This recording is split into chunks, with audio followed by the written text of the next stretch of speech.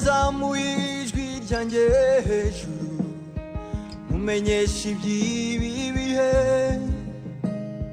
nafashe n'umwanya ndaguhamagara mumenyesha iby'isarura. God wants His presence back in the family. ishaka ko kubaho kwayo kugaragara mu muryango. mubwire iby'ubwami ko bwegereje witeguye.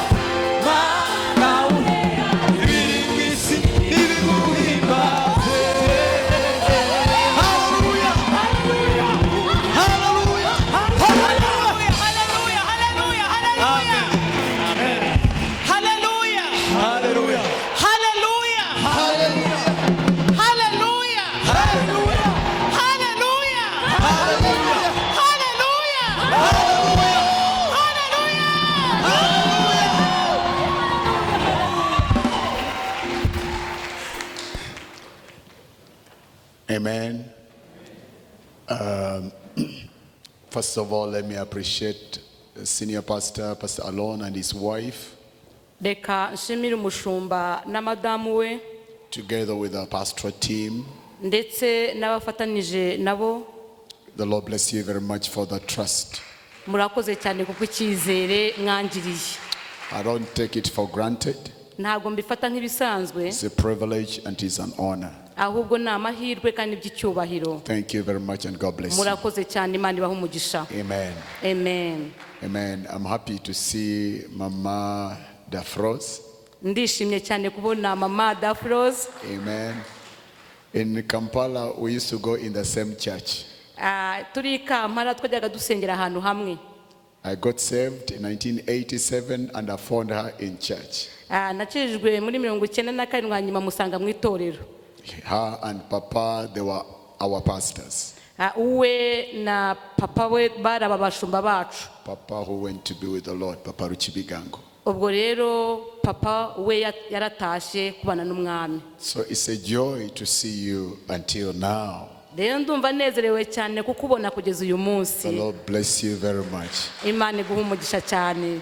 Your presence alone speaks a lot. Kubaho kwawe bivuze ikintu kinini. It's a message in itself. Ubwabyo ni ubutumwa. The Lord bless you. Imana iguhe umugisha. Amen. Amen. Good. Let's go to the word of God. Reka rero tujye mu ijambo ry'Imana. Let's begin in the beginnings. Reka dutangire mu itangiriro. Where everything began. Ibintu byose niho byatangiriye. You know, everything we need always to go back to the beginning. Urabona ibintu byose bikwiriye kugaruka mu itangiriro ryabyo. If you miss the beginning of a thing, Iyo uhushije itangiriro ry'ikintu, you have missed everything about the thing. uba uhushije byose kuri icyo kintu. Let's go in the beginning Reka rero tujye mu itangiriro and look at something very important. hari icyo turi Genesis chapter 3 verse 8 to verse 10. Itangiriro gatatu igice cya gatatu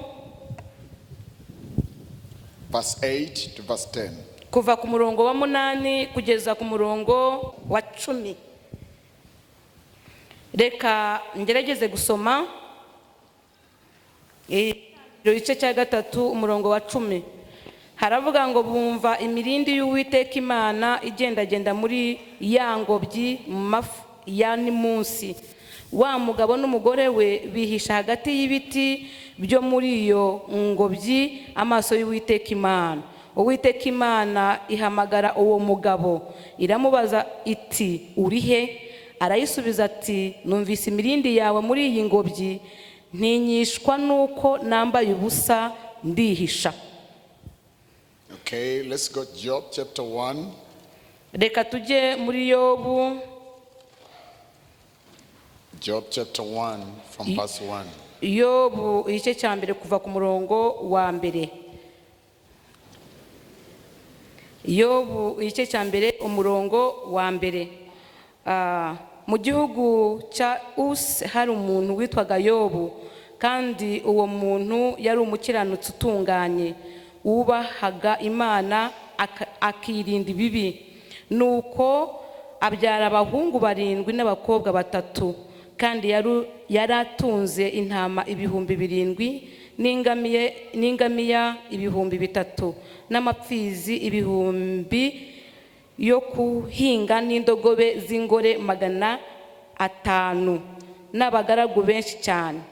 Uwo muntu yari akomeye kuruta abantu bose b'iburasirazuba. Kandi abahungu be biremeraga ibirori mu mazu yabo umwe mu minsi yitoranirije, bagatumira n'abashiki babo 3 ngo baze gusangira nabo. Nuko iminsi y'ibirori byabo yarangira, Yobu akabatumira ngo baze. Akabyuka kare mu gitondo agatamba ibitambo byo koswa bihwanye n'umubare wabo, kuko Yobu yaravugaga ati ahari abahungu banje bakoze icyaha bahemukira Imana mu mitima yabo. Uko niko Yobu yajyaga agenza iteka ryose. Umunsi umwe abana b'Imana baje gushengerera Uwiteka, kandi na Satani azanye nabo. Uwiteka abaza Satani ati uturutse he? Nuko Satani aramusubiza asubiza Uwiteka ati mvuye gutambagira isi no kuyizereramo. Uwiteka arongera abaza Satani ati mbese witegereje umugaragu wanjye Yobu yuko ari ntawuhwanye nawe mu isi, ko ari umukiranutsi utunganye wubaha Imana kandi akirinda ibibi? Maze Satani asubiza Uwiteka ati ariko se wagira ngo Yobu yubahira Imana ubusa? Ntiwagiye umurinda we n'inzu ye n'ibyo atunze byose? Uwahiriye umurimo w'amaboko ye n'amatungo ye agwiriye mu gihugu. Ariko rambura ukuboko kwawe ukore ku byo atunze byose, nawe azakwihakana ari imbere yawe. Ibyakozwe n'intumwa, Acts chapter 10. Ibyakozwe n'intumwa igice cya 10. Acts chapter 10. Ibyakozwe n'intumwa igice cya 10. From verse 1.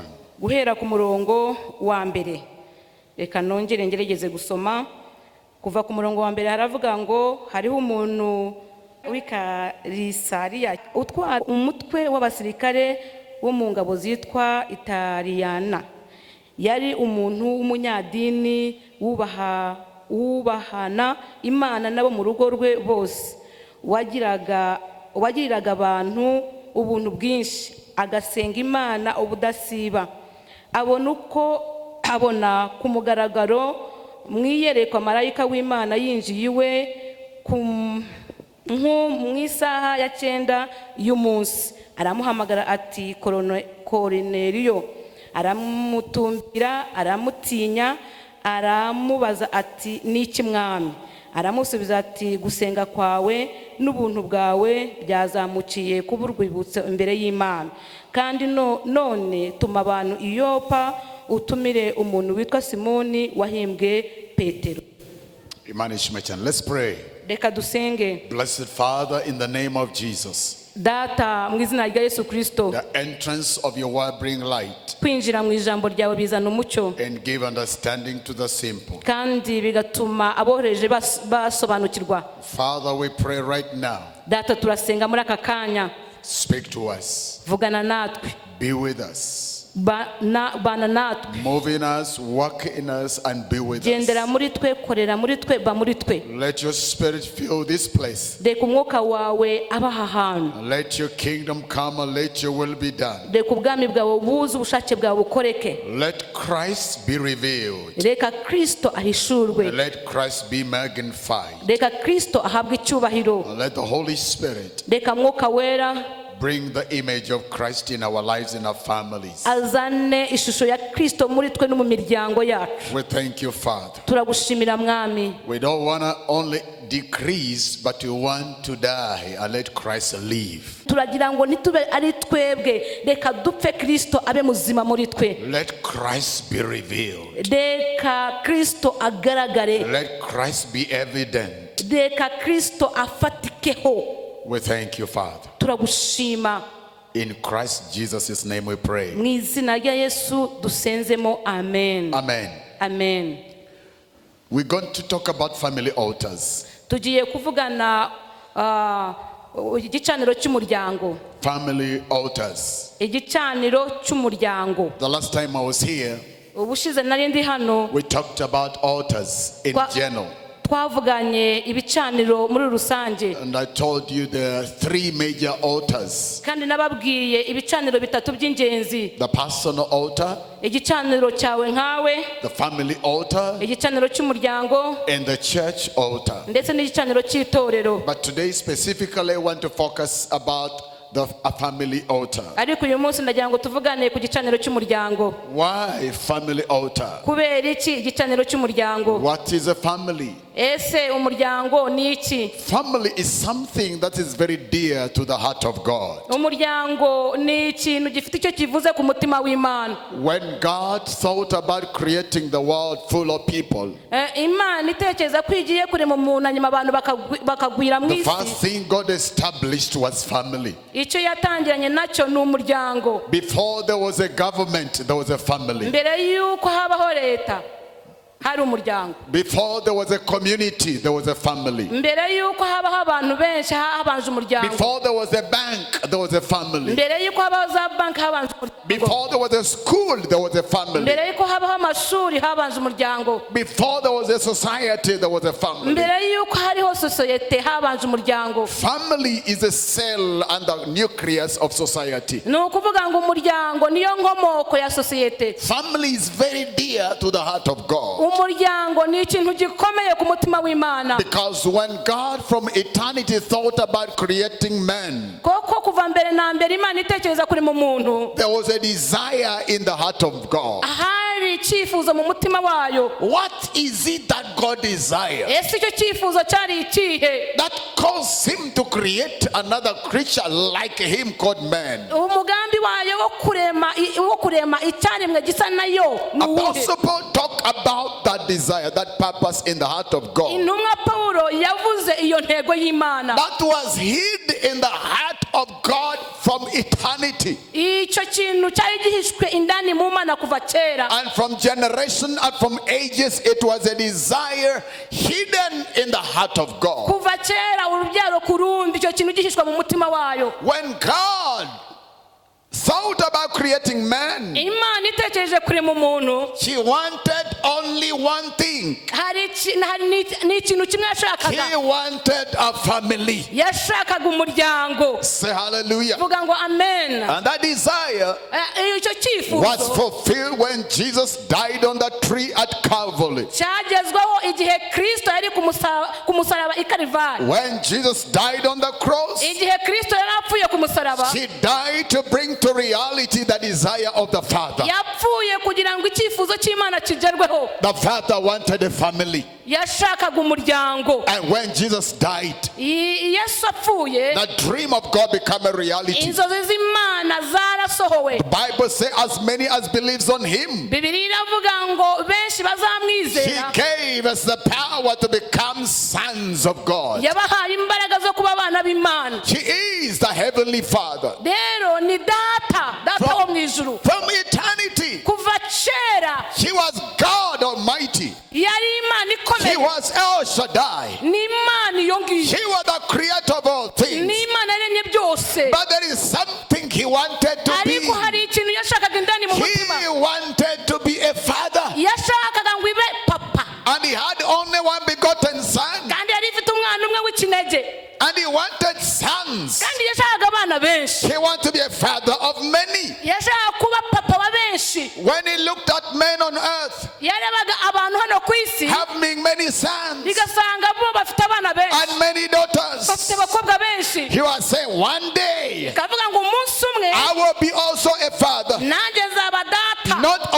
Not a father of one begotten son. Ntabwo nzaba data w'ikinege. One day, Ariko umunsi umwe when I sacrifice my only one son, nimara gutamba umwana wanje, out of my son, uwo nguwo umwana I will wanje become a father nzaba papa. to so many sons. Nzaba papa ku bana benshi. Hallelujah. Vuga ngo amen. As I speak now, Uko mvugana nawe our Father data does not only have one son. ntabwo afite umuhungu umwe. As I talk right now, Ubu ngubu mbabwira he is the greatest father. ndababwira ngo niwe papa uruta abapapa bose. Say hallelujah. Vuga ngo amen. He has sons and daughters. Afite abahungu n'abakobwa. Sons and daughters. Afite abahungu And n'abakobwa. that's why you are here. Niyo mpamvu uri hano. And that's why you are here. Reka nkubaze impamvu uri You hano. are the son of God. Uri umwana We w'Imana. are children of God. Turi abana And b'Imana. our Father, our Data. Father, Data his desire has come to pass. icyifuzo cye cyaje kugerwaho. Now he has a family. Ubu noneho afite umuryango. Somebody say amen. Hagira uvuga ngo amen. That's why I talk to you. Niyo mpamvu nabwiye The word family began in the heart of God. ijambo umuryango watangiriye mu mutima w'Imana. Family is so dear to the heart of God. Umuryango ni ikintu gikomeye ku mutima w'Imana. Say hallelujah. Vuga ngo amen. So before there was a government, God put a family. Mbere yuko habaho leta yose habanje Before umuryango. there was any institution, God put a family. Mbere yuko habaho ikigo gikomeye icyo ari cyo cyose habanje In umuryango. the eyes of God, Mu maso the y'Imana family is above everything. umuryango ubanziriza byose. bose. Say hallelujah. Vuga ngo amen. Say amen. Vuga ngo amen. According to the plan of God, Uwo ni umugambi w'Imana. the family is the beginning of a community. No kuvuga ngo umuryango ni ubanziriza abantu. The family is the beginning of a state. Na umuryango ni ubanza. And what God desired is Icyifuzo cy'Imana that the family ngo umuryango will be the model ube icyitegererezo. of the church. Ube icyitegererezo The cy'itorero. family Uyu will be muryango a model of the society. ube icyitegererezo cya sosiyete. That what a family is Icyo umuryango uri is cyo, what a church is supposed to be. itorero nicyo uba cyo. What a church is Icyo itorero is what ricyo a community is. ni nacyo sosiyete iba cyo. What a family is Icyo umuryango uri cyo is what a nation is. nicyo igihugu kiba cyo. And it is not vice versa. Ntabwo bicurikiranye, It's supposed to be that way. bikwiriye kugenda ku murongo. God called Abraham. Imana yahamagaye Say, Aburahamu Abraham, iramubwira ngo Aburahamu, I'm going to make you a great nation. ngiye kugira ishyanga rikomeye. But how did the nation begin? Ese ishyanga ritangira rite? He called the man. Ihamagara umuntu. Abraham got Isaac. Aburahamu abyara Isaka. Isaac begat Jacob. Isaka abyara Yakobo. Jacob begat 12 sons. Yakobo abyara abahungu 12. The 12 sons became the 12 families. Noneho abo bahungu 12 bahinduka imiryango The 12 12. families became the 12 tribes. Imiryango 12 ihinduka amahanga 12. The 12 tribes became the nation. Noneho aya mahanga aba igihugu. This is the structure and the purpose of God. Nguko uko Imana ibigenza. Everything to God begin with the family. Ikintu cyose gihera ku muryango. Say hallelujah. Vuga ngo amen. Everything according to the purpose of God. Ni ukuvuga ngo ikintu cyose mu mugambi w'Imana, Whatever he wants to see in the church, ikintu cyose ashaka kubona mu he itorero, wanted to start in the family. yifuza ko cyahera mu muryango. Whatever he wants to see in the society, Icyo yifuza kubona muri he sosiyete, wanted to begin in the family. yifuza ko cyahera mu muryango. Somebody say hallelujah. Muvuge ngo amen. And when God called Abraham, Imana ihamagara he Aburahamu says, through you, iramubwira ngo guca muri I wowe will bless all the families of the earth. nzaha umugisha imiryango yose yo ku isi. In Genesis chapter 18, Itangiriro 18 God said about Abraham, aho havuga Aburahamu, say, I cannot hide anything from Abraham aravuga ngo nta kintu nahisha umugaragu wanje Aburahamu because I know him. koko ndamuzi. He shall command his children. We azatoza abana He be, shall raise up his children azabarera in the ways of the Lord. kandi abarere mu nzira zanjye. Say hallelujah. Vuga ngo amen. How are we supposed to build a church? Ese ni gute twubaka itorero? A church is built by building the family. Itorero ryubaka twubaka imiryango. If you want to build a church, Urashaka kubaka itorero, build a family. ubaka umuryango. How do you build a community? Ni gute twubaka If you want to community. build a community, Urashaka kubaka build a community, church. tangira How do you itorero. build a Ni nation? gute twubaka igihugu? We build a nation by building the family. Ni ukuvuga ngo ubaka igihugu, ubaka imiryango. What happened in the family happened in the church. Ibiri mu muryango nibiba mu itorero. Did you know Muzi ikindi? that about 90% of the problem the government is handling their family problems? Mbabwire ngo 90% ibibazo igihugu gifite birakomoka mu muryango. 90% of the issues we deal with as pastors in counseling and prayer, they are family issues. 90% abakozi b'Imana bahura n'ibibazo bituruka mu miryango. All 90%. the troubles we see in the society, they originate from family. Ibibazo byose tubona muri sosiyete birakomoka mu muryango. Are you listening to me? Icyo muracyumva? Say hallelujah. Muvuge ngo amen. The first division happened in the family. Reka gutandukana kwa mbere kwabereye mu The muryango. first murder happened in the family. Ubwicanyi bwa mbere bwabereye mu The muryango. first hatred happened in the family. Urwango rwahereye mu muryango. The first vagabond came from a family.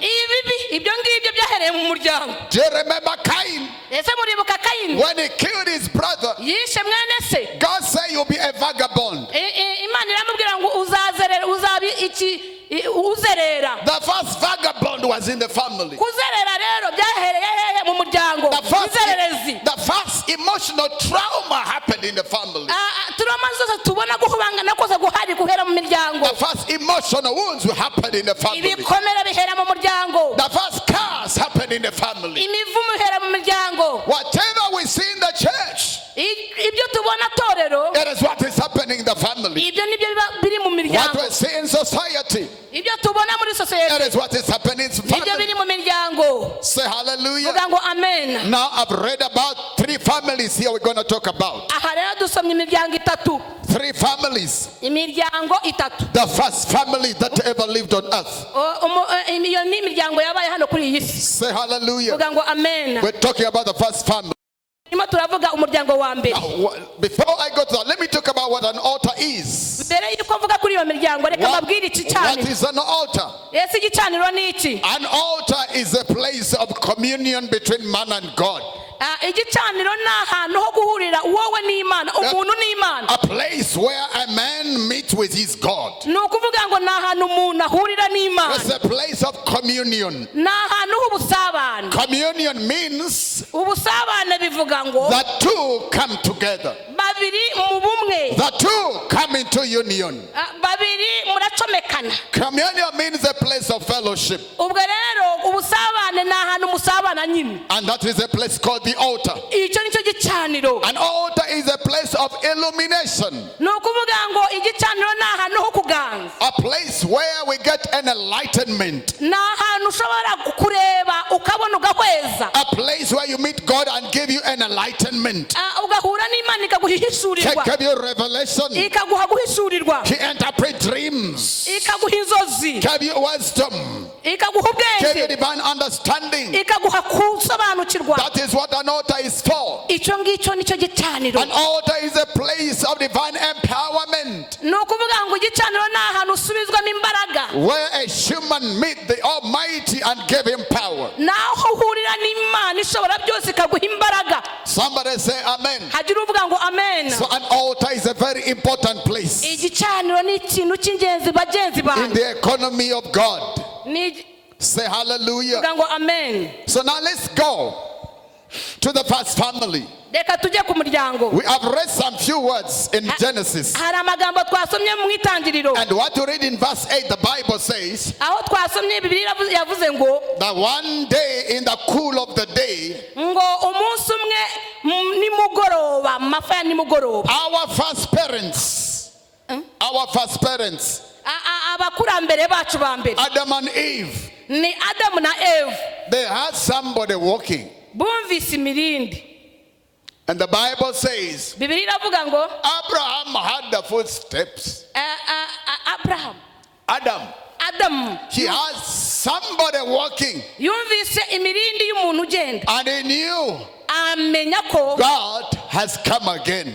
Imana iraje, He has come again. irongeye iragarutse iraje. What does that propose? Ese ibyo ngibyo bivuze iki? What does that implies? Ese biravuga iki? Adamu He did not say perhaps an elephant is coming. ntabwo yavuze ngo wasanga ari inzovu He we. did not say perhaps a lion is walking in the Ntabwo garden. yavuze ngo wasanga ari intare. He has not seen something that was walking in the garden. Ntabwo yari yabonye ikirimo kugenda. He had not seen anything. Ntacyo yari yabonye, He only heard a sound. ahubwo yumvise imirindi. And the sound of a movement. Yumvise imirindi. And when he had the sound of the movement, Hanyuma aravuga ati iyi mirindi he kandi. knew that is not an elephant. Aravuga ati iyi mirindi That si is y'inzovu. not a cow. Ntabwo ari iy'inka. That is not a lion. Ntabwo ari intare. He knew, I know who walks like that. Ndabizi iyi mirindi ndayizi. Say hallelujah. Amen. Some of you know what I'm talking about. Ngira ngo bamwe murumva ibyo mvuga. Like I've lived with my wife for 18 years. Ubu mu rushako rwanjye maze imyaka 18. I know how my wife walks. Ngewe nzi uko umudamu wanjye agenda. Are we together? Turi kumwe. I don't need to see her.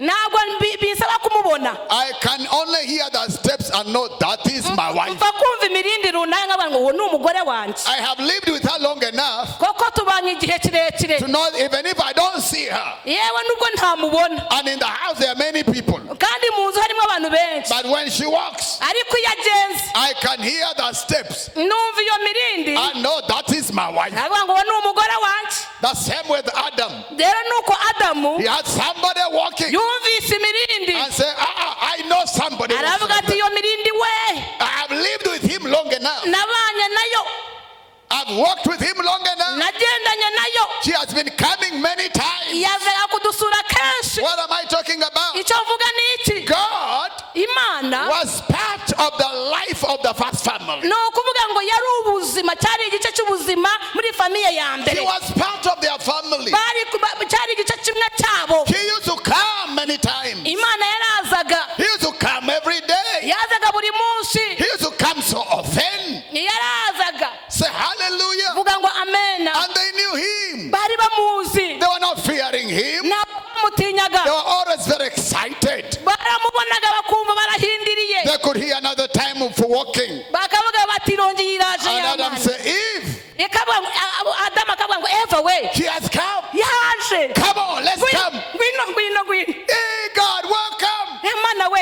nikaze we And they receive him. bakamwakira And they sit together. bakicarana nawe And they have fellowship together. bagasabana nawe And ask them, how has been your day? akababaza ati umunsi uri bute And they tell him, bakamubwira inkuru zose, everything. bakamubwira byose Hallelujah. amen And you talk to them. akababwira And they talk to him. bakamubwira When he looked at them, yabareba he was excited. akumva aranezerewe This is my image. kavuga tuzi ko iyo ari ishusho yanjye This is my likeness. uzi yuko dusa When he looked at them, noneho bayireba when he looked at them, yabareba he saw himself. akibona When they saw him, bayireba they saw themselves. nabo bakibona Say hallelujah. vuga ngo amena It was always an excitement umva byabaga ari ibyishimo to be in their presence. imana kubana nabo And it was an excitement of the heart of God. byabaga ari ibyishimo ku mana Just look at them. kubabona Because in all the earth, kuko irizi ko mu isi yose these were the only people ikavuga iti aba nibo bantu that bonyine were like him. nibo bantu bonyine mfite God was dusa part of the first family. kankubwire ngo umuryango wa mbere imana yabanaga nabo Somebody say hallelujah. hagira uvuga ngo amen And that is the desire of God. kandi icyo nicyo cyifuzo cy'imana It has never gone away until icyo today. cyifuzo ntaho cyagiye God desire to be part of your family. imana iragira ngo ibe igice Let kimwe ku muryango me wawe hear amen in the house. irashaka kugira ngo ibe mu nzu yawe Let me hear amen in the house. reka hagira uvuga ngo amen God want to be in your family. imana irashaka kuba mu muryango God wawe want to visit your family. imana iragira ngo isure umuryango God wawe want to be part of your life in your imana family. iragira ngo ibe umwe muri mwe mu God want muryango to be a member in your family. iragira ngo ibe mambure mu muryango He is a father. ni data He's a God of a family. ni imana ni data He w'umuryango created family. He created family yaremye umuryango that made part of the families of kugira our ngo lives. ibemo Say hallelujah. amen And when sin came, when Satan came, satani aje he came to separate God and man. yaje gutandukanya umuntu n'imana And the first family, umuryango wa mbere something happened because of sin. hari icyabaye kubera icyaha Separate God byabatandukanije n'imana and pushed away God out of the family. bibigiriza kure n'imana And when God was pushed out of the family, noneho imana ije mu muryango Satan entered the family. hanyuma yo satani iyo imana ivuye mu muryango satani nawe niwe uza And when Satan entered the family, iyo satani yinjiye mu muryango rero all the good days became just history. umva iminsi myiza mwagize iba amateka The days of excitement with God, they ended. iyo minsi myiza mwagize y'umunezero irarangira When Satan entered the first family, igihe satani yinjiye muri uriya muryango wa mbere Adam used to call this woman my wife, adamu yajyaga yita umugore we nyine bone of my bones, akavuga ati ni akagufwa ko mu magufwa yanjye flesh of my flesh. n'inyama ku nyama But when God left the ariko family igihe imana and Satan yagiye stepped into the family, satani amaze kuhagera he was no longer bone of my bones. ntabwo yongeye kwitwa akagufwa ko mu magufwa When God came imana and said, what happened, Adam? aramubaza ati niki cyabaye The woman you gave to me, ni wa mugore it was no longer flesh of my flesh, bone of my bone. It's the other woman. ntabwo ari akagufwa ko mu magufwa yanjye ahubwo ni wa mugore Division has already taken place. ako kanya Separation has taken place. gutandukana kwabayeho Are we together? turi kumwe I mean, that woman you gave to me. wa mugore wampaye w'amana we And that is what you have up to today. ni kandi nuko nguko niko bikimeze n'uyu munsi On the day of wedding, sweetie, sherry, shushu, chokora, honey, everything. urumva umunsi w'ubukwe ayo magambo yose avuze mwayumvise harimo na shokora. And the absence of God in that marriage, iyo nta mana ihari, say after a few years, inyuma y'imyaka the mike, one who was honey, who was sweetie, shushu, chokora, and everything, ubuki, bombo, ibiryohereye byose, ati wa mugabo ni ikigeragezo. Ariko ari umuntu agiye kurongora ikigeragezo se. Can you go and marry temptation? This man is a temptation. This man is a burden. This woman is a snake. That woman no longer sweetie. Now it is a woman. uyu mugore ni ikigeragezo, ni inzoka gusa, ni dayimoni. A woman means, umugore avuga ngo, that woman means I have nothing to do with her. no kuvuga ngo ntabwo akiri na kimwe namukora. That woman, she's a stranger to me. uriya mugore umva ni umunyamahanga, noneho ntacyo tudupfana. Because the presence of God has left. kubera iki? kuba kw'Imana kuba kwahavuye. In a home where there was love, hari urukundo, urugo rwawe rufite when the urukundo, presence left the first family, iyo kubaho kw'Imana kwavuye muri uwo muryango wa entered mbere, the family. Satani amaze kwinjira muri uwo muryango, Before long, mbere the boys who are born together, brothers, abo ngabo bari bavukana, in the very first family, ndavuga mu muryango wa mbere, they began to hate each other. batangiye kwangana. Before long, uwo muryango another one has killed his son. none arangije baricana, The other one is dead, umwe arapfuye, and the other one is a vagabond. undi abaye ikizererezi. So in the home, there are no more children. noneho mu rugo nta mwana uhari, Undi bamuhambiye, undi ari mu mihanda arazerera. He's gone. First yagiye family. yagiye.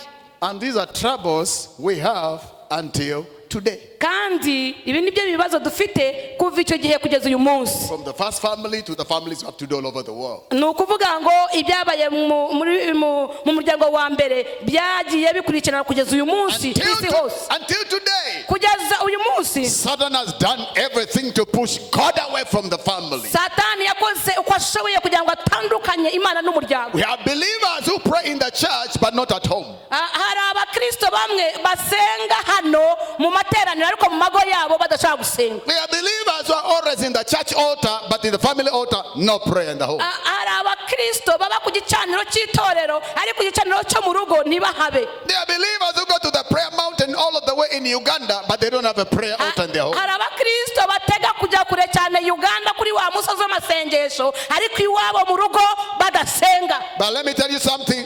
Reka mbabwire, The place where you need God most is where God was removed first. ni ukuvuga ngo ahantu ukeneye Imana cyane naho ngaho yatangiriye, Where did God began? aho yahereye. His presence first appeared in the family. kubaho kwayo kwagaragaye mbere na mbere mu muryango. Until now, kugeza uyu munsi God wants His presence back in the family. ishaka ko kubaho kwayo kugaragara mu muryango. Before we talk of anointing in the church, mbere yuko tuvuga amavuta mu itorero, God wants anointing at home. irashaka amavuta mu muryango. Before we talk about prayer in the church, mbere yuko tuvuga amasengesho mu God itorero, wants prayer in our families. irashaka amasengesho mu miryango. Before we call upon God in the church, mbere yuko duhamagara Imana mu God itorero, wants to call upon God in our families. irashaka ko tuyihamagara mu miryango. Say hallelujah. vuga ngo amena. That's where He wants to begin. niyo ishaka guhera, That is His agenda. niyo gahunda That yayo, is His plan. niwo mugambi wayo. Always begin in a family. irashaka guhera mu He muryango, wants to begin in your family. irashaka guhera mu muryango wawe. Let me hear amen in the house. reka uvuge ngo amen, Say hallelujah. muvuge ngo We amen. have seen that another family of Job. twabonye undi muryango wa Yobu. The Bible, God said about something about Job. hari icyo Imana ivuga kuri Yobu. He said this man had 10 children.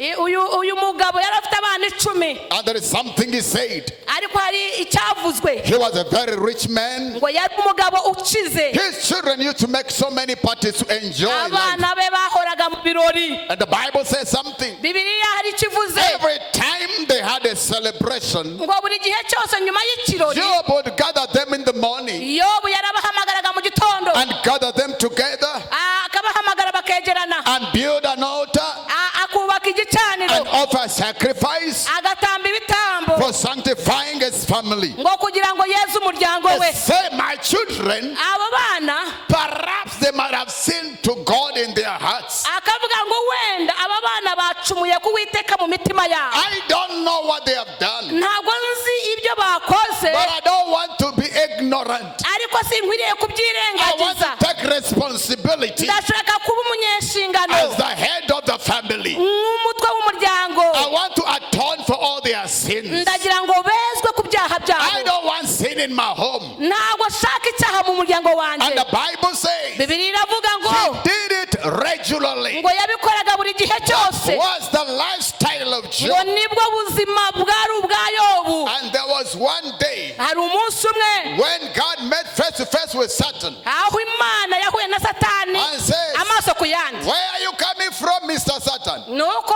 Uwiteka abaza Satani atuvuye he Satani? That I've been roaming the whole world. Aramusubiza ngo mvuye kuzerera mu Say, have isi. you seen my servant Job? Wabonye umugaragu wanjye Yobu? And say, I've seen him. Yego namubonye. And say, Satan, wait a moment. Let me tell you about him. Ati weretse Satani nkomeze mukubwireho. Let me boast about Job. Reka nkomeze mukubwireho. Say in the whole world, Naravuga ati mu isi there hose is no one like a Job. nta usa na Yobu. Satan, have you listened to that? Satani ibyo wabyumvise? He is upright. Arakiranuka. He is holy. Arera. He has sin. Nta cyaha And he has evil. kandi yanga ibyaha. No one is like him. Nta usa nawe. And Satan say, okay, Mr. God, Aravuga ati yego mana nyakubahwa, I also have something to add on. ariko nanjye hari icyo mvuga. That man, Uwo mugabo he does not fear you for nothing. ntabwo agutinyira ubusa. You have put a hedge around him. Wamushyizeho uruzitiro ku bye. A hedge around his family. Washyize uruzitiro ku muryango we. You are blessed whatever he does. Uha umugisha icyo agerageje gukora cyose. Everything he does multiply. Ibyo akoze byose urabigwiza. He is protected. Uramurinda. He is preserved. Uramuramira. He is secure and safe. Ni ukuvuga ngo ararinzwe. And you are blessed him. Kandi wamuhaye umugisha. Why? Kubera iki? Because of the altar. Kubera iki? Igicaniro. Because of the altar. Kubera igicaniro. The place which brings the presence of God in your home. Ni ukuvuga ngo aho ni ahantu hazana kubaho kw'Imana. Say hallelujah. Vuga ngo amen. Do you want security in your home? Ese urashaka uburinzi mu Go rugo to your rw'umuryango? knees. Jya ku mavi rero. KK can never guarantee your security, my brother. Bariya bashobora kubikora neza ntibashobora kubikora neza nk'uko ubibwira. It is the heaven that can guarantee your security. Ni ukuvuga ngo ni Imana itanga uburinzi yonyine. Somebody say amen. Vuga ngo amena. Job has security. Rero Yobu yararinzwe. Satan went everywhere. Satani yajyaga hose akazerera. There is one place he never entered. Ari ahantu atajyaga yinjira. A place where there was an altar. Naho ngaho haniro. He could not enter there. Ntabwo yashoboraga kuhinjira. Say hallelujah. Vuga ngo amena. When God come in your house, Imana ije mu rugo rwawe. he provides security. Ikibanza ni He uburinzi. provides immunity. Habaho He kurirwa. provides divine protection. Habaho uburinzi bwo bw'ijuru. Say hallelujah. Vuga ngo amena. Say whatever he has, you have protected it. Aravuga ngo ibyo afite byose urabirinda. Your finances will be protected if you have an altar in your house. Umutungo wawe uzarindwa. Your children will be protected because of an altar in your house. Abana babo bazarindwa kubera igicaniro. And he said another thing. Yari ikindi yavuze ariko. He says, I realized you blessed him. Narabibonye wamuhaye umugisha w'Imana. Let me tell you, my friends, Reka mbabwire. it is the presence of God that brings the blessing on whatever we Ni do. ukubaho kw'Imana kuza n'imigisha. If you want the presence of God in your home, Niba uzanye kubaho kw'Imana, if you want the blessings of God in your home, niba ushaka imigisha y'Imana mu rugo rwawe, build an altar. wowe ubaka igicaniro. Bring God in your house. Zana Imana mu rugo rwawe. God is the source of all blessings. Niyo soko y'imigisha yose. Stop looking for blessings. Wowe rekera ngaho kwiruka inyuma y'imigisha. Start seeking the presence. Ahubwo wowe reba uburyo wayikururiza. Bring the presence. Wowe zana kubaho kwayo. The presence bring the blessings. Noneho kubaho kwayo bizashorerana n'imigisha. That is another family. Hari undi muryango. Another last family talked about Cornelius. Twavuze umuryango wa Korneliyo. Cornelius was a Roman soldier. Uwo mugabo ngo yari umusirikare w'umuroma. He was even an officer in that army. Yari n'umugaba yari akomeye. And this man, the Bible says, Bibiliya iravuga ngo he feared God and all his house. ngo yateranyaga umuryango we wose. And he used to pray always. Agasenga igihe cyose. One day he was prayer Umunsi umwe arimo asenga. and fasting. yirije At the 9th hour, the angel of God appeared to him. ngo nuko marayika aramumurekera. And when the angel came, Ngo marayika amaze kuza he said, Cornelius, aramuhamagara, I have something to say to you. aramubwira ati hari ubutumwa afite. Your prayers Amasengesho yawe have become a memorial in heaven. yatugezeho mu ijuru. Therefore sent to Joppa for a man called Simon. Nuko tuma Iyopa bazane Petero. And Simon came Petero araza and began to preach. atangira kubwiriza. And before long, Agikomeza kubwiriza, everybody in the house was full of the Holy Ghost. buri wese yuzuzwa umwuka w'Imana. His children got filled with the Holy Ghost. Abana buzuzwa umwuka w'Imana. His wife got filled with the Holy Spirit. Umugore ntiyasigaye nawe yujuje umwuka w'Imana. His relative that had come for that meeting got filled with the Holy Ghost. N'abavandimwe be nabo buzuzwa umwuka w'Imana. Somebody say hallelujah. Hagira uvuga ngo amena. Because there was an altar Kubera iki igicaniro in his family. mu muryango we. They were calling upon God in that family. Bahamagaraga Imana muri uwo muryango. And revival came. Noneho ububyutse And buraza. the glory came Icyubahiro kiraza in that family. muri uwo muryango. Let me tell you, my friends.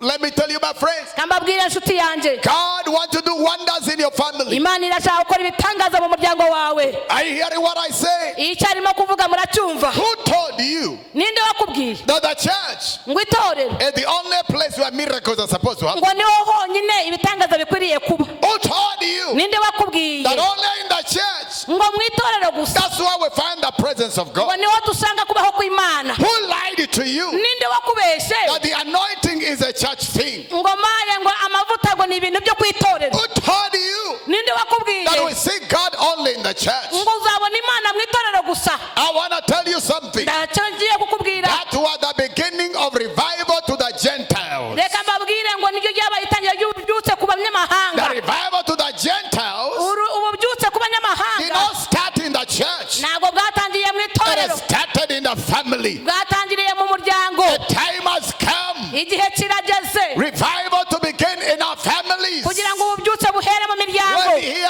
amen. Reka numve The amena. time has come. Igihe kirageze When you gather with your children aho ugiye guhura n'umuryango and wawe as you are worshiping God, murimo muramya Imana, the Holy Ghost falls umwuka wera akaza, and everyone is filled with the Holy Ghost. buri wese akuzuzwa umwuka w'Imana. I remember the story I told you some time back here. Ndibuka inkuru nigiye kubabwira igihe There is a gishize. man of God in Nigeria. Hari umugabo w'Imana muri Nigeria, Many years ago, ni imyaka myinshi ishize. they had come to dinner in the night. Baje mu gihe cyo gusangira bya biryo bya And they nimugoroba, were seated together on the dinner ngo bicaye ku meza, and said, let us bless the meal. aravuga ati reka dusengere ibiryo. And began to pray to bless the meal. Batangira gusenga, As he was still praying, ngo bagisenga the Holy Ghost fell umwuka w'Imana aramanuka on the dinner. aho ngaho. And when the Holy Ghost fell, Iyo umwuka w'Imana amanutse, he messed up their dinner. ni ukuvuga ngo ibi byo kurya nyine ntabwo byarangiriye. They prayed until morning. Umva, barasenze paka mu gitondo ibyo kurya bikira, Nobody remembered dinner. nta n'umwe wibutse kurya. They were right there in the glory of Ngo God bakomerejeho until morning. kugeza mu gitondo. Somebody say Hagira hallelujah. uvuga ngo mena.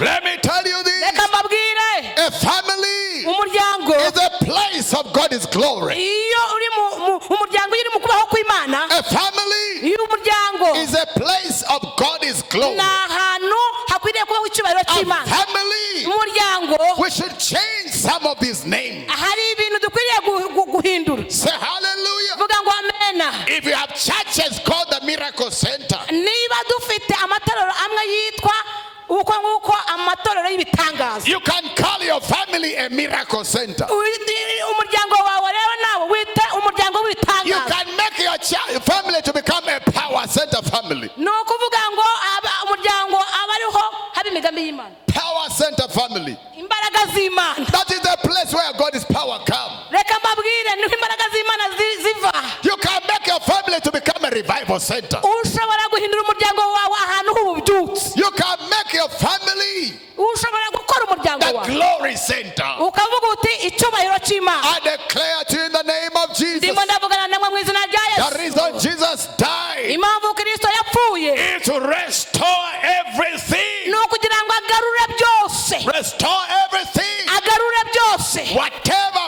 fell, icyanze cyose, whatever died icyapfuye because of Adam, restore. kugira ngo kigaruke. The first thing that died Kugira ibyapfuye bya kera. when Adam fell, Igihe Adamu it was yananirwaga. a family. Niyo ari umuryango wa mbere. And today, Uyu munsi God wants to restore families. Imana irashaka ngo izure imiryango. God wants to restore your family. Iragira ngo uwo muryango wongere God wants to uzuke. bring His glory in your family. Irashaka ngo wongere ubeho. Somebody say hallelujah. Muvuge ngo amen. God wants to bring blessings in your family. Imana irashaka kuzana imigisha mu muryango wawe. Let me give you a little testimony. Reka mbayeze ubundi buhamya. Way back around 1999. In around 1999, Muri 1999 when I saw, you know, I was sleeping, I was not seeing, but one day I saw. umunsi nakangutse. Hallelujah. Amen. I had to see ladies moving like a trees. Nge ubundi nabonaga abantu abadamu bagenda nk'ibiti. Abakobwa. Na Until one day abakobwa. I saw. Rimwe rero ngo arakanguka arareba. It's amazing Biratangaje rero. how I saw my wife. Uburyo nabonye umugore wanjye. We have been in church together. Twari kumwe mu itorero. You know, she was walking everywhere, Buri munsi yacaga imbere aho but I'd ngaho. never seen. Ariko ntabwo namubonaga. And yet I'd had eyes. Eh? Can't lift a mass. But one day, Ariko umunsi umwe. it was evening service Yari amateraniro nimugoroba. in Chichuchiro there. Aho ngaho Kicukiro. In the evening on Saturday. Byari kwa gatatu nimugoroba. That day I saw. Ndabona. And God said, that one, Imana irambwira ngo nuwo rero. that is your wife. Ni umugore wawe. Now, during the time when you are still fiancés, Igihe rero iyo uri mu gihe cy'ubufiyanse. the Lord spoke to me. Imana irambwira mu gihe twari turi He abafiyanse. asked me questions I still remember until now. Yambajije ibibazo Imana. He asked me a Ntibuka. question. He asked me a question. Imana That yarambajije. why is it that some people, when they come to church, they don't want to go back home? Ngo kubera iki abantu bamwe iyo baje mu materaniro badashaka gusubira mu rugo iwabo. They come burdened. Baza They come barushe. in pain. Baza bafite They come ibikomere. distressed. Baza They come barushe. confused. Bacanganyikiwe. The service begins. Noneho amateraniro You agatangira. tell them lift up their hands. Ukabwira ngo muzamure ku biganza. Their hands are like a cement, too No. heavy. Ibiganza biremereye nka beto badashobora kuzamura Let us ibiganza. dance for the Lord a little. Mureka tubyinireho ku Mana. Hey, somebody is like a mountain, you cannot shake. Umva akaba ameze nk'umusozi kwinyeganyeza wapi. Come on, jump for the Lord. Musimbukeho musimbukira Imana. It's like a trailer, too heavy. Yewe ni ikimodoka kinini araremereye. But as they lead us, as Pastor was telling us, Ariko ko bakomeza kutuyobora mu kuramya no guhimbaza. and the anointing comes, and Amavuta akamanuka. come, the burdens begin to lift. Igihe kiragera ya mitwaro ikavaho. By the end of the service, Noneho kurangiza iteraniro kugira ngo rigiye kurangira. everybody is smiling. Buri wese arimo arasekaho. Everybody is excited. Buri wese arumva noneho ubutumwa bwaje. And I've had some people say these words. Nariho abantu bamwe njya numva n'aya magambo. Presence Imana ari hari. Niba Imana ari igiye kumanuka uyu mwanya twese ijuru twari turigiyemo. Amen. You understand? Ibyo murabyumvise. If God just came today, Iyi Imana idusanga mu all materaniro. of us would be just in heaven. Twajya kuba ako kanya tugeze mu ijuru we kubaho kw'Imana. I remember one lady many years ago said, Ndibuka umudamu umwe wavuze ngo after the service, nyuma he y'amateraniro said, yeah. uko nguko. The anointing was so many. I said, Pastor, Aravuga ati pasiteri we. I feel amavuta arajeje so much. Amavuta ni menshi koko we. But you know what? I'm going to go back home. Ariko uzi ibindi pasiteri ngiye gusubira muri rwa rugo. Kandi agiye kumeneka yose. Are you understanding me? Ibi rero nza kubimenya. So this kind of thing, God said me, he asked me a question, why are these experiences? Imana irambaza ngo kuki kubera iki. You know, sometimes God asks you a question not because He wants your answers. Rimwe na rimwe Imana ikubaza atari ko ishaka ibisubizo byawe. He knows the answer. Kubera ko ibisubizo bibizi. He only asks you, want you to wake up. Ibikubaza kugira ngo ukanguke. And you get to understand. Kugira ngo usobanukirwe. I began to realize Nza kumenya. it is in the church. Ni mu itorero. Hari abaraye mu rusengero aho ngabasengera amateraniro. N'ubu hari abari hariya bari baratogota. Muranyumva shuti? Yeah. In the church, that's why people pray. Mu They itorero. pray for the service. mwitorero abantu baba basenga basengera amateraniro. We come here, everybody lift up your and we pray. Buri wese bakamwe batazamura ibiganza byawo dusenge. Pastors, we want to prepare that someone you leave home and you come in the church, spend the whole night in church praying. Abashumba murabizi urimo gutegura ubutumwa uvi wawe mu rugo ukazano kwitorero ukajya gutegura ubutumwa ugasenga. So logically we know church is a prayer place. No mu mitwe yacu tuzi ko ku rusengero niho basengera. Everyone who enter church began to pray. Buri wese yageze mu rusengero atangira gusenga. And because of that prayer activity in the church, kubera uko gusenga guhoraho mu itorero, and that expectation of God's presence in the church, kukwibwira ko kubaho kw'Imana kuri mu itorero, that is what brings God ibyo nibyo bizana Imana in the church. mu itorero. Okay, God asked me another question. Imana imubaza ikindi kibazo. I've gotten some understanding. Number 2, iramubaza ikindi cya kabiri. he asked me a question. Iramubaza, how long do you spend in the church in a week? ese ni gihe kingana gite mumara mu itorero mu gihe cy'ibibyizi? Some people spend only 2 hours in the church out of 168 hours in a week. No kuvuga ngo bamwe na amasaha abiri yonyine umara muri aya masaha yose akoze icyumweru. Because you have a lot of work, you only attend the Sunday service for 2 hours, and a week has 168 hours. No kuvuga ngo kubera akazi kenshi akanyu ubona nako ku cyumweru amasaha abiri. So where do we spend most time? Ese igihe cyacu kinini tukirangiriza? We spend the least time in the church. No kuvuga ngo tumara igihe gito mu itorero. And we spend a lot of time at home. Kandi tumara igihe kinini mu mago yacu. I say, Lord, now I understand. Ndavuga ngo no ndabimenye Imana. Another question. Imbaza ikindi kibazo. Where should we have the presence of God more than another place? Ese ni hehe hakwiriye kubaho kw'Imana kuruta handi? Where we spend 2 hours or where we spend our life? Ese hariya tumara amasaha abiri gusa cyangwa aho tumara igihe kinini? I said, now I understand. Ndavuga nabyo ndabisobanukiwe. We need your presence more at home where we stay more than the church where we don't stay. No kuvuga ngo ubwo rero kubaho kw'Imana bukwiriye kuba mu mago yacu aho tuba. And another question. Ikindi kibazo. What brings the presence of God in the church ikizana kubaho kw'Imana mu itorero is the same thing that brings the presence of God in a family. Ni nacyo kizana kubaho kw'Imana mu muryango wawe. Then I said, now I understand. Ndavuga Mana ubwo noneho ndabisobanukiwe. I told my fiancé, mbwira fiancé wanje, when we get married, nidushakana, every day there will be prayer in our house. Buri munsi tuzajya dusenga. We have been married for 18 years. Tumaze imyaka 18 dushakanye. Until now, kugeza uyu munsi we pray. Turasenga. Because Because I got to know naje kumenya we need more God's presence more in our family, more in the church. Dukeneye kubaho kw'Imana cyane mu miryango yacu kuruta mu itorero. Because that's where we stay. Kubera iki niho tuba. You don't stay in this place. Ntabwo ubaha. You stay there. Utuye iyo ngiyo And where you stay, aho uba, that's where you need God's presence. Niho ukeneye kubaho kwayo. And what I do in church to bring the glory, ibyo nkora mu rusengero kugira ngo kubaho kwayo kuze. Exactly the same thing I do in my family, and the glory will come. Ni nabyo nkora mu muryango wanje kubaho kw'Imana kukaza. 18 years. Mu myaka 18 I've been practicing it. Narabigerageje kubikora ndabyitoza. Those children of mine, abo bana banje mubona, they don't know any other life apart from knowing that I pray in the house. Umva nta bundi buzima bazi ko njya nsenga mu rugo rwanjye. She lived in my house. Nabaye iwe. I think irimo ashaka gutoroka wiruke. Praise the name of the Lord. Umugabo yaradusengesheje mugenzi wanjye. Amen. Amen. God opened my eyes. Imana yakinguye amaso yanjye. Until now. Kugeza uyu munsi. In the beginning it was difficult.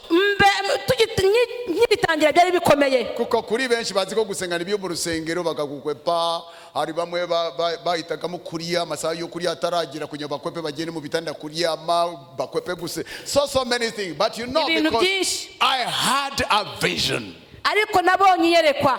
And it's always beginning with the head. Kandi bihera ku mutwe. It begins with the head.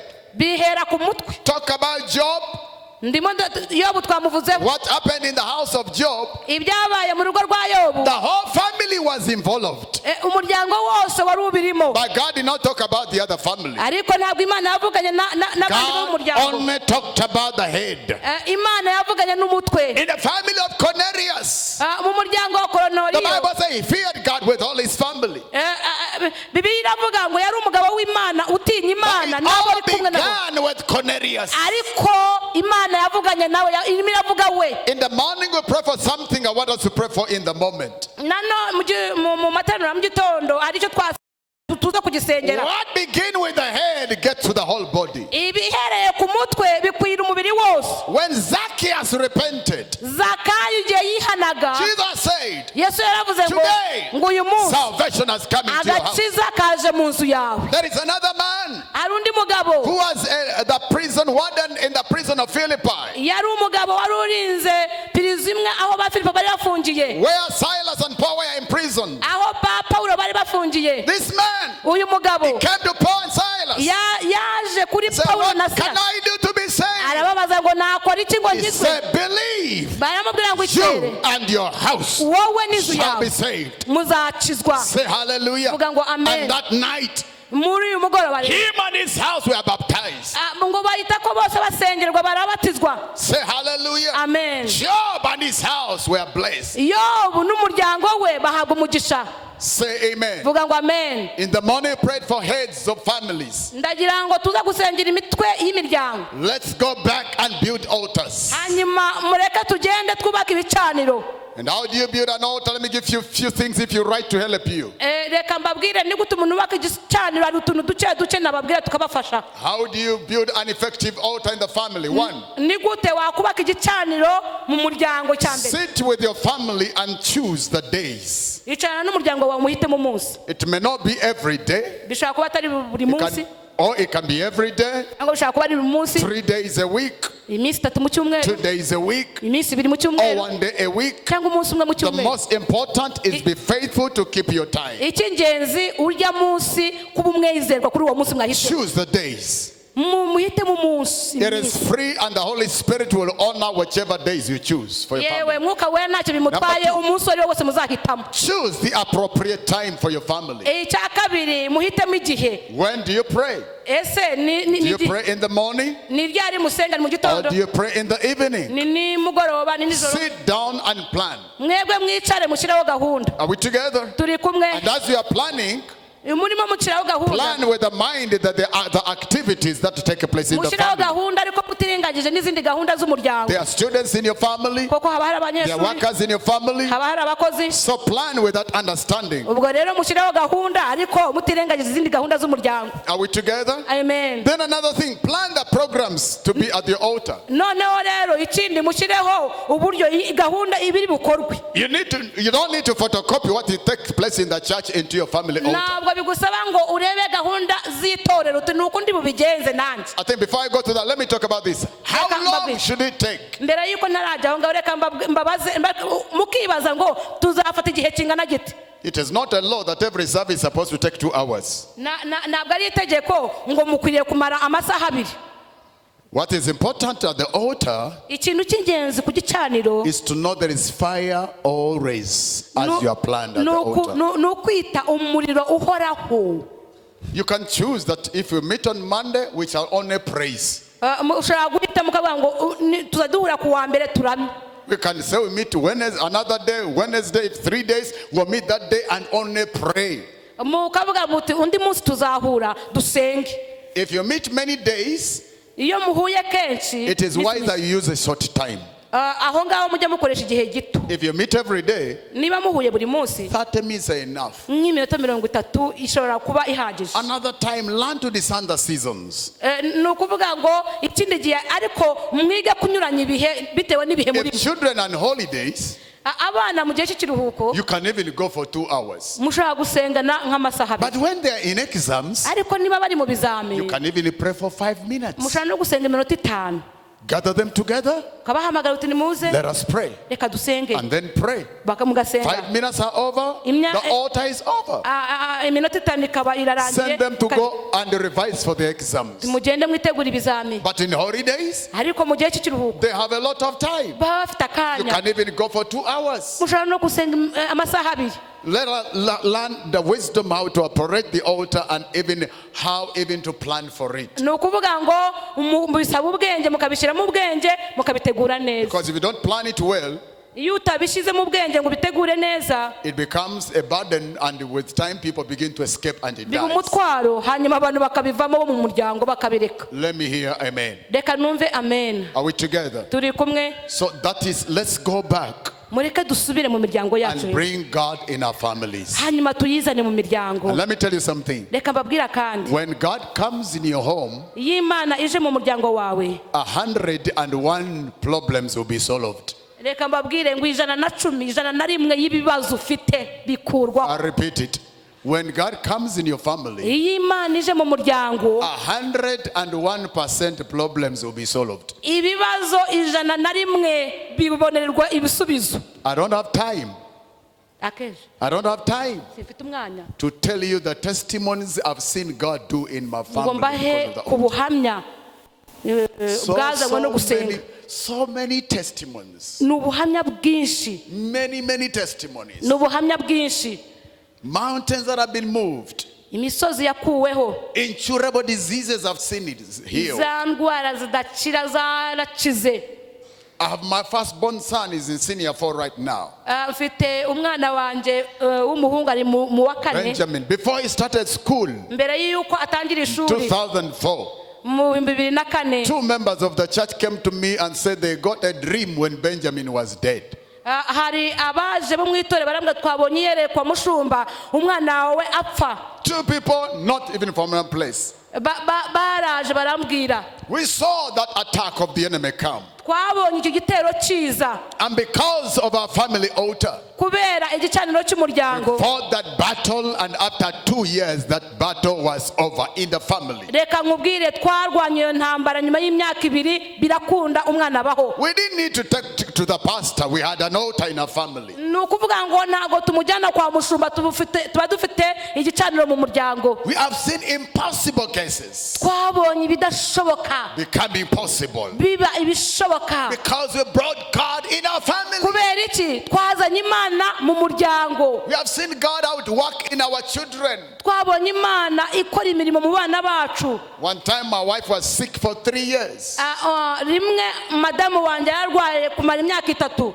We're still living in Burundi. She came for checkup in Kanombe and they said, hey, you have hepatitis B. nuko bari bakiri i Burundi aza kuza mu Rwanda madamu we baramusuzuma hepatitis, arthritis, all these things attacked her in the same time. izo za ndwara zikomeye. But you know, ariko muzi ikindi we have an altar in our home. dufite igicaniro. We fought that battle on the altar. nukuvuga ngo twashoje intambara ku gicaniro. As I talk now, mbabwira aka kanya arthritis is normal. nukuvuga ngo iyo ndwara Heart yarakize. problem is normal. indwara y'umutima yaramurekuye. Hepatitis is normal. iyo ndwara yindi There yaramurekuye. is an altar in our house. kubera iki gicaniro mu muryango. That's what I told you. ibyo ni byo urimo When kubabwira. you bring an altar for God in your home, iyo hatari igicaniro you are bringing solutions in your family. nukuvuga ngo ibisubizo ntabwo biba bihari. So let's go in the name of Jesus. mureke dusubire mu izina rya Yesu. And today the Lord led me uyu munsi Imana to pray for fathers yanyoboye gusengera abapapa. the heads. imitwe. Can you say amen? mwavuga ngo amen. I realize in the Bible every time God began with the head, the whole family got changed. buri gihe cyose muri Bibiliya nk'uko twabisomye iyo Imana yaherera ku mutwe umuryango wose warakizwaga. He touched Abraham, his family got changed. yafashe kuri Abraham yahinda Abraham umuryango wose urahinduka. Began with Job, the whole family got changed. yahereye kuri Yobu umuryango wose urahinduka. Cornelius, the whole family got changed. kuri Korneliyo umuryango wose urahinduka. Philip and all his daughters became prophets. Filipo n'abakobwa be bose ngo bari abahanuzi. Zacchaeus and all his house got saved. Yakoze kuri Zakayo umuryango wose urahinduka. Today we are going to pray No uyu munsi tugiye gusenga. for the heads of the families. Dusengere imitwe y'imiryango. Every person here, you are a father. Buri wese uri hano uri umupapa. And or you are a young man, you are not even yet married. Cyangwa uracyari n'umusore ariko ubupapa bukurimo. I know we are so many. Let us stand on our feet. Ndagira ngo abapapa bose abasore mwese muhaguruke ku maguru yanyu. We want to pray. Turagira ngo dusengane. Because the Bible is very clear. Koko Bibiliya ibivuga neza cyane. If the Lord begin with you, Niba Imana idatangiranye nawe, all your house is changed. niba Imana itangiranye nawe umuryango wawe wose urahinduka. If you become prayerful like a Job, Nubu umusenzi nka Yobu, the whole of your family will change. umuryango wose uzahinduka. If you build an altar like Abraham, nukora igicaniro nka Aburahamu, the whole family will come in. umuryango wose uzahinduka. When you be prayerful like Cornelius, Nusenga nka the whole Koruneliyo, family will come through. umuryango wawe uzahinduka. Let us join hands. If there is a father near to you, please join hands. Reka mufatane mu biganza. We are men who cannot come in front. Get somebody because we are an army. Handle somebody. Get somebody. Abapapa mufatane mu biganza byanyu. We want to pray for the redemptive power to raise up fathers. Turagira ngo duhamagare imbaraga zizura abapapa. Raise up fathers. Raise up the heads. Zizamura abapapa, zizamura imitwe. And all our mothers, I'm not leaving you behind. Namwe bamama abakobwa simbasize inyuma. We've been moving, traveling with somebody, and I told her, they say, atariko tuwe babagore ko pasane wadusenge nababwiye iyo mutwe usubiye mu mwanya wawo izindi ngingo zose zitazijya mu mwanya wazo. Niko namubabajije da. So kuba dusengeye abasi kubihorera oya. Niba ajya mu myanya yabo muzisanga muri aho mugomba kuba. Amen. Kubasengera bo suko tubirengagize namwe twabasengeye. Amen. Ahubwo marambike ibiganza tubasengere. Amen. Imana ishimwe cyane. Amen. Let us pray together. Reka dusenga abamama murambura ibiganza byanyu ku batware banyu. Zamura izi usenge. Mpapa zamura ijwi ryawe usenge. Abamama n'ababyeyi muhaguruke musengere ababyeyi musengere mitwe mu miryango mu mago mu gihugu cyacu mu itorero mu izina rya Yesu. Father, in the name that's above every name, izina riri hejuru y'andi mazina yose, we come to you. Turaje. You love our families. Ukunda imiryango yacu. You want to be in our families. Urashaka kuba mu miryango yacu. You want to be part of our families. Urashaka kuba igice mu You miryango want yacu. to dwell in our Urashaka families. gutura mu miryango yacu. You want your presence to be in our families. Urashaka kubaho kwawe kuba mu miryango You want to yacu. do miracles in our families. Urashaka gukora ibitangaza mu You miryango want to yacu. bring deliverance in our families. Urashaka kubohora You imiryango. want our family to be miracle centers. Urashaka ko ibitangaza biba mu You want miryango. our family to be deliverance centers. Urashaka ko haba ahantu ho You gukirira. want our family to be healing centers. Urashaka kuba ahantu ho You gukirira. want our family to be life centers. Urashaka ngo habe ubuzima.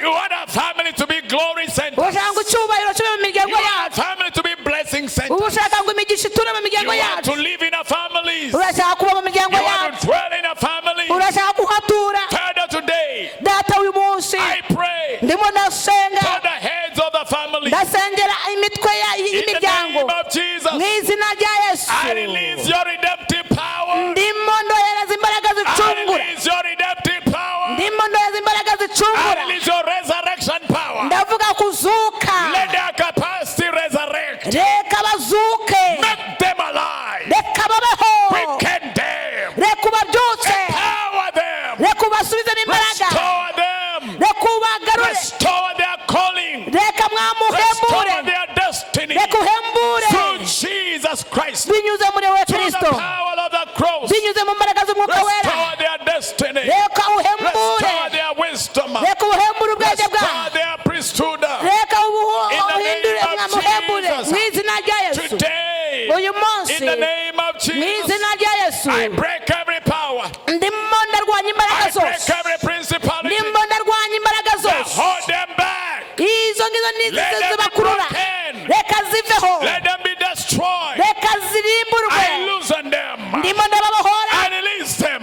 Ndimo I ndababohora. declare their liberty. Ndimo ndavuga I kubaho. declare their freedom. Ndimo ndavuga I declare ubudedezo. their salvation. Ndimo ndavuga I agakiza. release their wisdom. Ndimo ndavuga ubwenge I release bwabo. their mentality. Ndimo ndavuga imitekerereze I release yabo. their understanding. Ndimo ndababohora In the imyumvire. name of Mu Jesus. izina rya Yesu. Today, Uyu munsi mu Christ, izina rya Yesu I release them. ndimo ndababohora I loosen them. ndimo ndababohora I send them. ndimo Let ndabohereza your power fall on them. reka imbaraga zawe Let your zibakurikire anointing follow them. reka amavuta babeho I pray you anoint these heads. reka ndimo ndasenga ngo ubasige amavuta Hey, anoint these heads, Lord. reka usiga amavuta bapapa Hey, anoint every head. reka ubasiga And amavuta let that anointing touch every member in their family. reka amavuta abavaho Let that akora kuri anointing wese touch all their children. reka agere ku bana That babo anointing touch their wives. reka agere ku bafasha That babo anointing touch everything they do. reka agere ku byo In bakora the byose name of mu Jesus. izina rya Yesu Receive the power now. mwakira imbaraga Receive the power of mwakira resurrection. imbaraga zo guhishurirwa Receive the freedom. mwakire kubohoka Receive your destiny. mwakira ahantu heza Receive your purpose. mwakira imigambi yawe Receive the power of your calling. mwakira In imihamagaro the name yanyu that's above every name. mu izina rya Yesu Father, I thank you. data ndagushimiye Father, I bless you. data nguhaye icyubahiro Thank you for restoring fathers. urakoze guhembura Thank you for restoring men. urakoze guhembura abapapa We give you praise. turaguha icyubahiro We give you glory. turaguha icyubahiro In Jesus' mu name. izina rya Yesu Hallelujah. Come on, give amen the Lord praise. mukomere umwami imana amashyi Amen. amen Wow, wow, wow. amen Wow. amen Wow. amen You and your house shall be blessed. wowe n'inzu You yawe and your muhawe house shall be umugisha saved. wowe n'umuryango wawe murakijijwe Go and gather your family genda wegeranye umuryango wawe and build an altar for God. wubake igicaniro You cy'uwiteka are the priest over your family. ni wowe mutambyi w'umuryango wawe Let me tell you, fathers, these few words. reka mbabwire aya magambo make abapapa You don't read anywhere in the Bible nta hantu tuyasoma muri Bibiliya ariko that mothers laid hands to bless the children. ngo ababyeyi ngo barambura ibiganza byabo ku bana ngo nibo barambura ibiganza byabo ku bana Isaac laid his hands upon his sons and blessed them. Isaka niho bigaragara ko ariwe warambuye Jacob ibiganza bye ku bana be laid their hands and blessed them. Yakobo niwe warambuye ibiganza ku bana be abaha You are the umugisha priests of your family. uri umutambyi w'umuryango wawe In your home, raise up your hands and bless your mu children. muryango wawe urambura ibiganza byawe uha abana bawe umugisha In the morning, lay hands upon them. mu And give God gitondo blessing. bahesha umugisha Apostle Paul said, intumwa Pawulo yaravuze ngo let men lift up holy hands. ngo reka abapapa bazamura ibiganza byabo What byera does it mean? ibyo bivuze ngo iki When you raise up your hands and bless your family, God will bless your family. iyo uzamuye ibiganza byawe ugaha umuryango wawe umugisha imana iwuha umugisha Let's go and build altars. reka tugende twubaka ibicaniro Don't leave that altar for your wife. igicaniro wikirekera madamu She's your helper, but you are the priest. ni umufasha wawe ariko wowe uri umutambyi Go and build an altar. genda wubaka Let igicaniro your wife be your helper, umufasha wawe agufashe but God expects you to be the head. ariko imana itekereza yuko ari wowe umutwe And always the anointing begin with the head and spread to the whole body. kandi burya amavuta ahera ku mutwe agakwira ahandi You say amen. mwavuga ngo amen I send you in the name of Jesus. rero ndimo ndakohereza mu izina rya Go Yesu and bless your families. genda uheshe umugisha umuryango wawe Go and be the head God created you to be. genda ukore icyo imana yakuremeye gukora The church will be changed. itorero rizahinduka Society will be changed. sosiyete izahinduka The nation will be changed. igihugu kizahinduka Because fathers, kubera ko you abapapa have discovered your call and your destiny. kubera yuko muvumbuye imihamagaro yanyu In the muyimenye family. mu miryango God bless you very much. imana ibaho umugisha cyane amen